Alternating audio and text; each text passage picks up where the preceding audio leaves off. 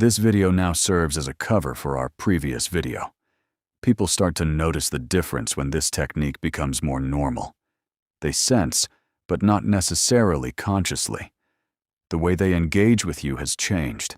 To see if the pattern persists, some would test it using and try to elicit a response by going a bit farther. Others see that you're not readily captivated, so they become more measured and courteous. Additionally, the dynamic has shifted in both situations. You're not reacting automatically anymore. You decide how and when to participate. Seneca once said, "He who is brave is free." This does not imply that you avoid every conflict or that you never communicate. There are times when clarity is important, when a reaction is required, and when being silent would only lead to misunderstanding. However, when such times aren't obscured by layers of instinctive response, they become simpler to identify. Instead of reacting when it's prompted, you react when it's deliberate. And it's that differentiation that maintains your control. Most folks don't have that filter. They approach life with an open mind, reacting to every remark, message, and change in the energy surrounding them. And as a result, their focus is always dispersed. They are less noticeable. They are always responding to everything, yet they are never really rooted in anything. Although it seems like involvement, it's really a lack of focus. Because anything can dominate you when you're open to everything. Your power starts to come back throughout that decision-making process.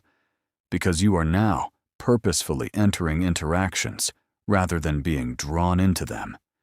You are making a decision rather than reacting.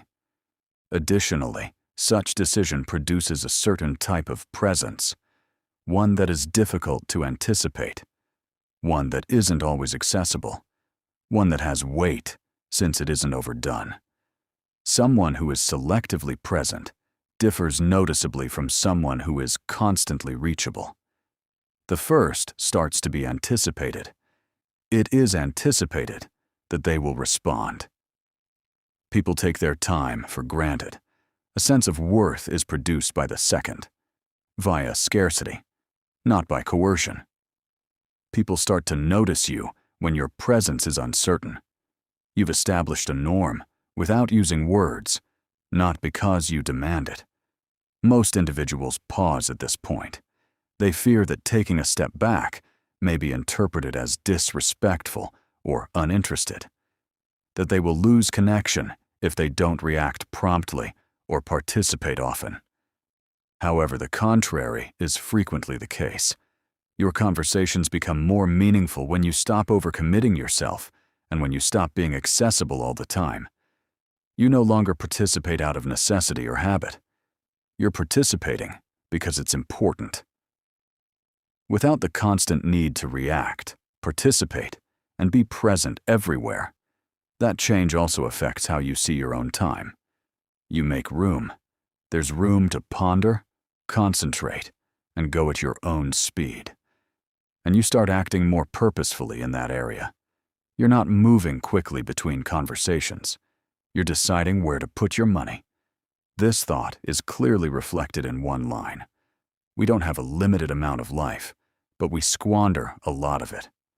It affects more than just your interactions when your focus is divided too widely and your energy is expended carelessly. Your whole sense of time is impacted. There never seems to be enough of it.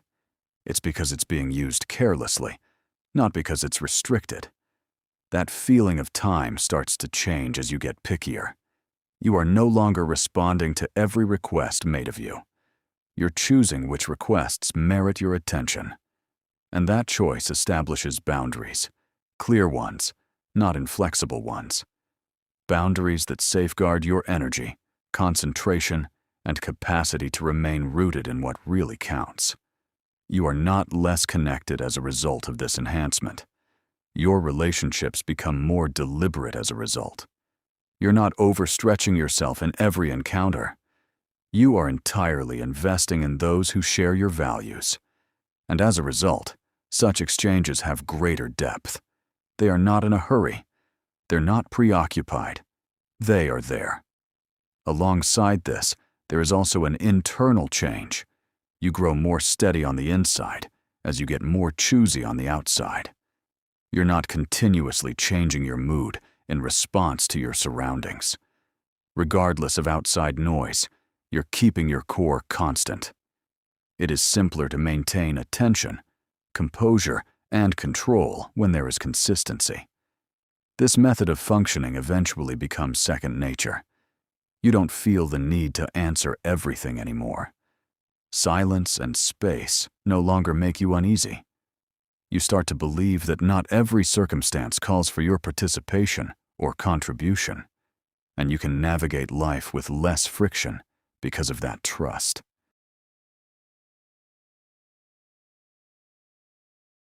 At that point, the concept of control shifts from controlling other people to managing oneself.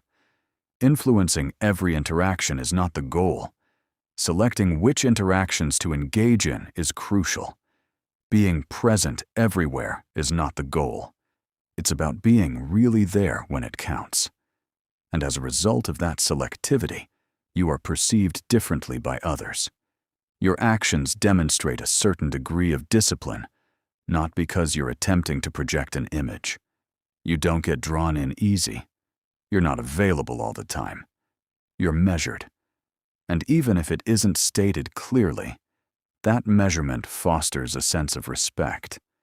Your own self-perception starts to change at the same moment. You begin to realize that being active in everything is not necessary to be relevant. To keep your place, you don't have to reply to every remark. Your worth is determined by how purposefully you participate, not by how frequently you do so. You're still here, still communicating, still in the world. However, there is now a pattern to it, a feeling that your presence is focused rather than dispersed, that your answers are deliberate rather than spontaneous. And even if it's tiny, that difference changes everything around you. Additionally, that choice has natural repercussions rather than unfavorable ones. Your external environment starts to change as you improve your internal standards. The difference will be instantly apparent to some. They will notice a difference in your response or lack thereof. They'll notice that you no longer respond to particular actions in the same way, and such actions become ineffective in the absence of the response. They either change or disappear. At this point, your exterior world starts to be shaped by your internal standards. Pushing people away is not necessary. Your limits don't need to be explained. You don't have to defend your decisions. That is what your actions do for you. Your consistent behavior conveys information more effectively than any justification. Whether you are aware of it or not, people react to what you invest in, what you accept, and what you neglect. This change also brings with it a sense of clarity. Your attention improves when you cease interacting with things that fall short of your expectations. You are no longer preoccupied with unimportant things. You no longer carry discussions, disagreements, or ideas that don't further your goals. Something else that is more aligned, productive, and deliberate can take up that mental space. This clarity fortifies your sense of self over time. You don't continuously change in response to outside information. You're working from a steady internal stance. Making judgments is made simpler by that constancy. It eliminates reluctance, overanalyzing, and second-guessing. You are aware of what suits you and what doesn't. Additionally, knowing this lessens conflict in day-to-day living. There is a sentence that succinctly yet clearly captures this notion. Be in the company of those who will help you grow. At that point, the concept of control shifts from controlling other people to managing oneself. Influencing every interaction is not the goal. Selecting which interactions to engage in is crucial. Being present everywhere is not the goal. It's about being really there when it counts. And as a result of that selectivity, you are perceived differently by others. Your actions demonstrate a certain degree of discipline, not because you're attempting to project an image. You don't get drawn in easy. You're not available all the time. You're measured. And even if it isn't stated clearly, that measurement fosters a sense of respect. Your own self-perception starts to change at the same moment. You begin to realize that being active in everything is not necessary to be relevant. To keep your place, you don't have to reply to every remark. Your worth is determined by how purposefully you participate, not by how frequently you do so. You're still here, still communicating, still in the world. However, there is now a pattern to it, a feeling that your presence is focused rather than dispersed, that your answers are deliberate rather than spontaneous. And even if it's tiny, that difference changes everything around you. Additionally, that choice has natural repercussions rather than unfavorable ones. Your external environment starts to change as you improve your internal standards. The difference will be instantly apparent to some. They will notice a difference in your response, or lack thereof. They'll notice that you no longer respond to particular actions in the same way, and such actions become ineffective in the absence of the response. They either change or disappear. At this point, your exterior world starts to be shaped by your internal standards. Pushing people away is not necessary. Your limits don't need to be explained. You don't have to defend your decisions. That is what your actions do for you. Your consistent behavior conveys information more effectively than any justification. Whether you are aware of it or not, people react to what you invest in, what you accept, and what you neglect. This change also brings with it a sense of clarity. Your attention improves when you cease interacting with things that fall short of your expectations. You are no longer preoccupied with unimportant things. You no longer carry discussions, disagreements, or ideas that don't further your goals. Something else that is more aligned, productive, and deliberate can take up that mental space. This clarity fortifies your sense of self over time. You don't continuously change in response to outside information. You're working from a steady internal stance. Making judgments is made simpler by that constancy.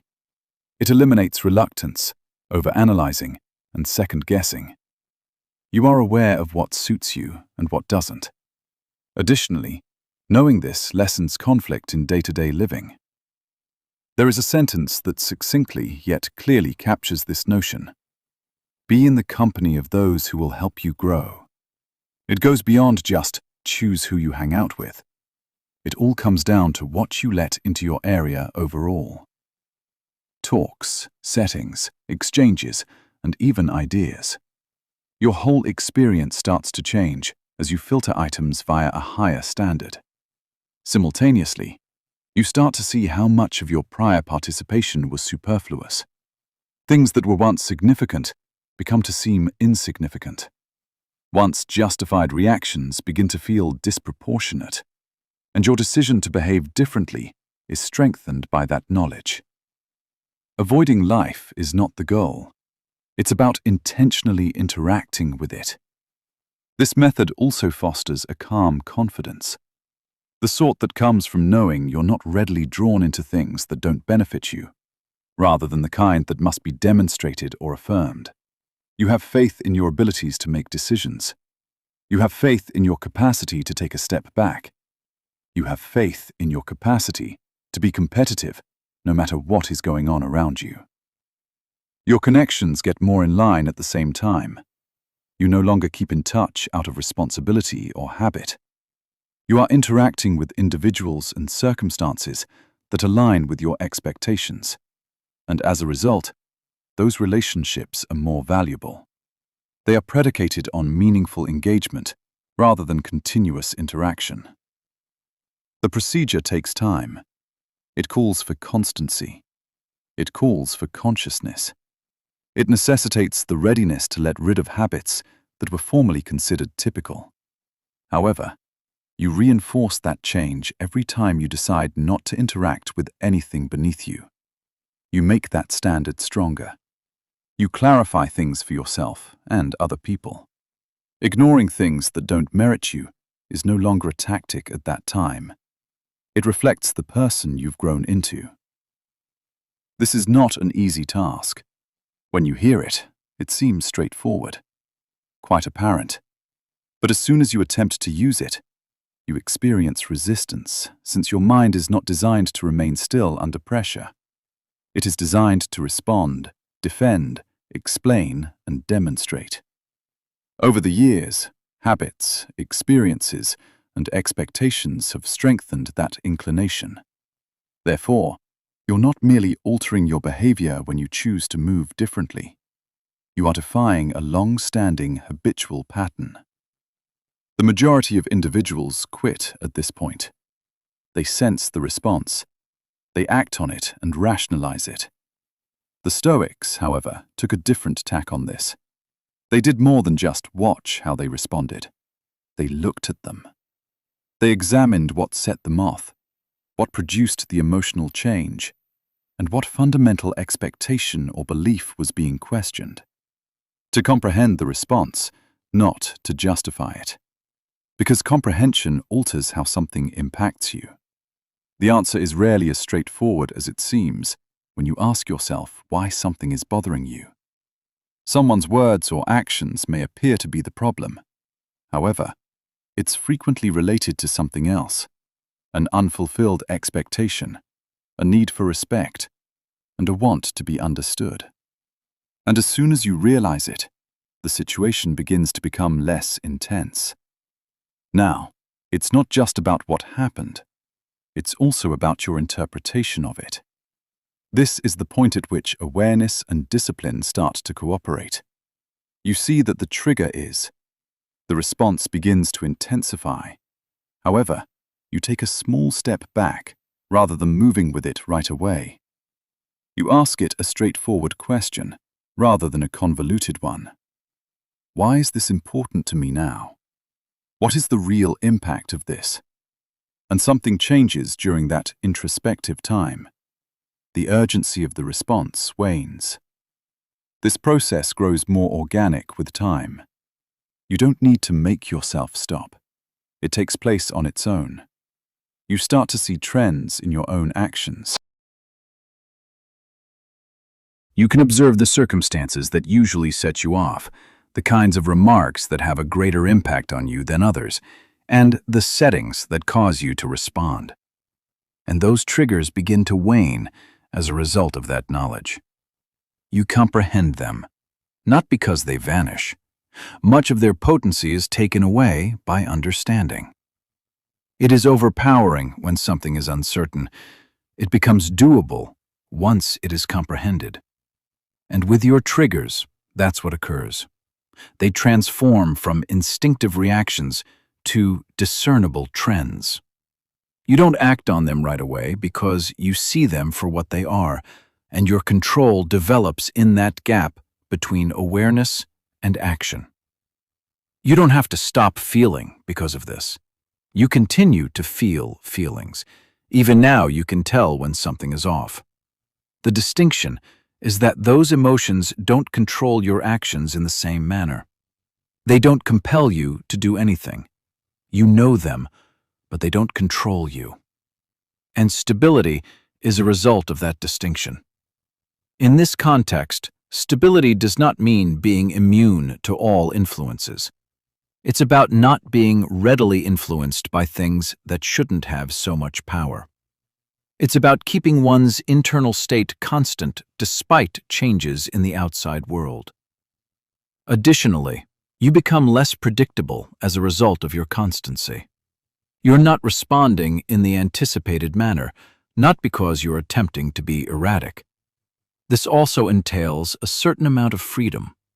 Your possibilities increase when you are no longer controlled by your triggers. You can respond in a variety of ways. You are not constrained by a behavioral pattern. You can decide whether or not to reply at all, and you have flexibility because of that decision. It enables you to navigate circumstances without being constrained by a certain response.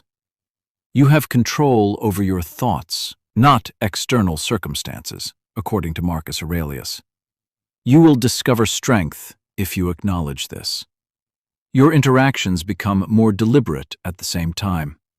You're not reacting on impulse or out of habit.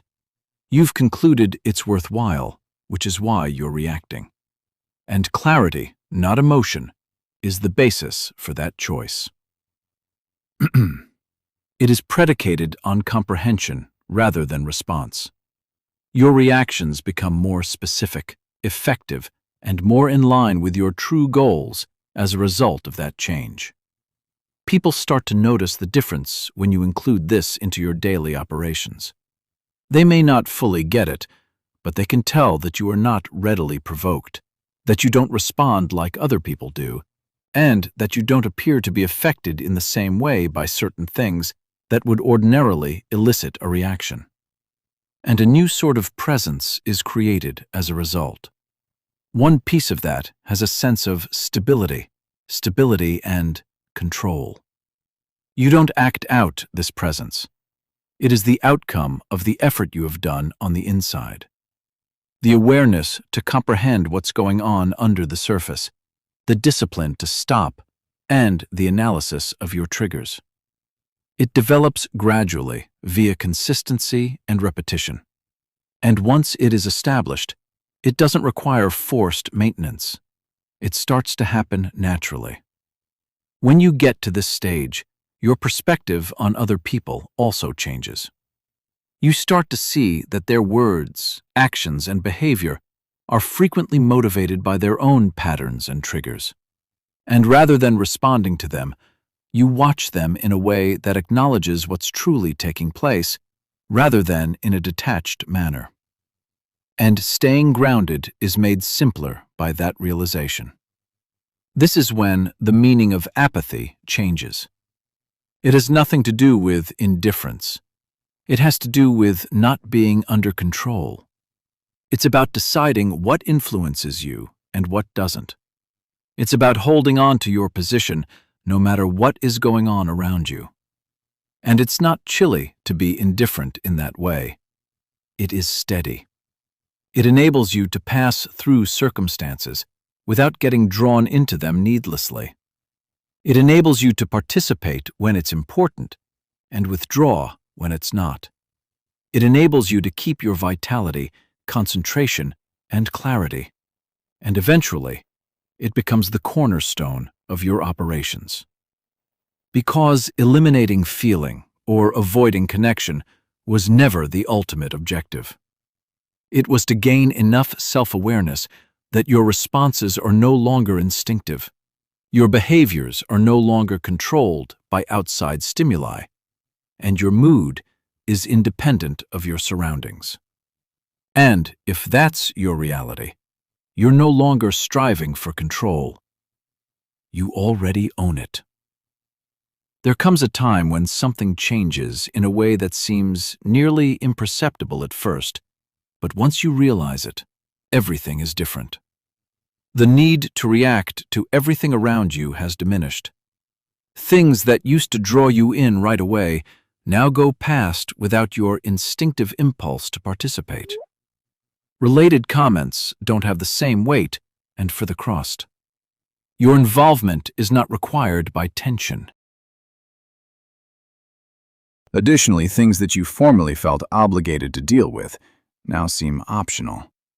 It's a subtle discovery, but it's a turning point, because you start acting differently once you realize that not everything calls for your answer.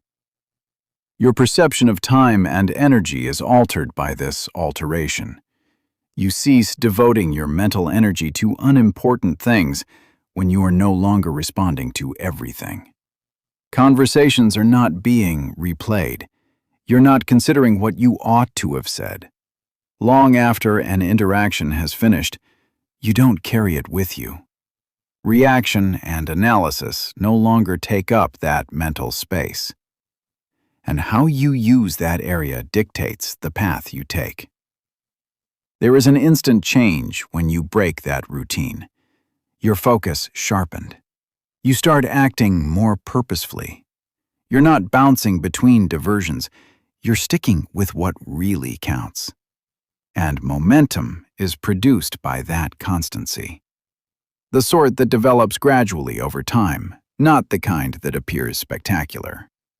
You are no longer responding to your surroundings. You are focusing your energy on the things you have selected. There is a sentence that perfectly expresses this concept.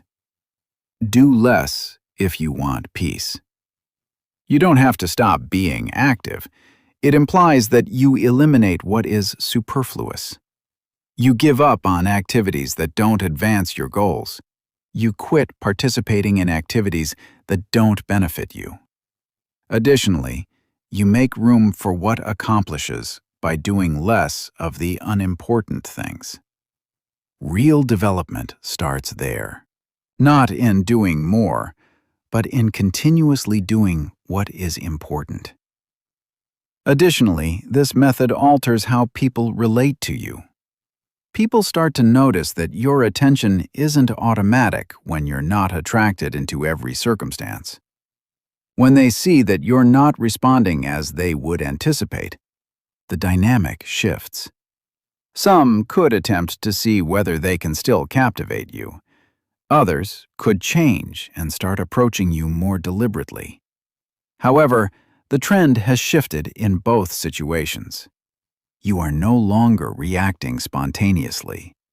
Your own feeling of control stabilizes at the same moment. You're not constantly adjusting your state based on what's happening around you. Regardless of outside sounds, you're staying in the same direction. Maintaining attention, composure, and alignment with your decision is made simpler by this constancy. You're moving, not being pulled. This also fosters a feeling of peaceful confidence, the sort that comes from knowing you're not easily distracted, not the kind that has to be spoken or demonstrated. You have faith in your abilities to keep on path. You have faith in your capacity to disregard irrelevant information. You have faith in your capacity to stay focused in the face of opportunities to lose it. And a great deal of internal strain is eliminated by that confidence. Your progress starts to appear differently when this becomes your default. It's not that loud. It doesn't react. It is not motivated by pressure from outside. It is consistent, steady, and under control. You are building continuously. You're not being tugged sideways. Instead, you're moving ahead. Additionally, such sort of movement over time produces outcomes that are hard to duplicate by continuous reaction. Additionally, your perspective on confrontation has changed. You start to realize that not all arguments need to be settled. It is not necessary to respond to every comment. You don't have to become involved in every scenario. Additionally, you save energy that might be put to better use by avoiding pointless confrontation. You're not staying out of trouble. Which ones are worth your time is up to you. Everything that has been developed is strengthened by this selectivity. You're not responding. You're not providing an explanation. Additionally, you don't interact with things that don't suit you, and you establish a certain level of effectiveness in that restriction. Your activities are no longer dispersed. They are guided. There is no longer any division of your energy. It's concentrated, and you benefit from that attention. While others are stuck in cycles of response, justification, and diversion, this advantage grows over time. Without such disruptions, you're progressing. You're not using energy on things that don't advance your goals. You're not wasting time on pointless circumstances. You're not overweight. Your progress is cleaner, more reliable, and more sustainable as a result. This does not imply that your life becomes silent or meaningless. It becomes evident. Noise, distraction, and needless engagement are all reduced. And you can see what really matters in that clarity. You may concentrate on it uninterrupted.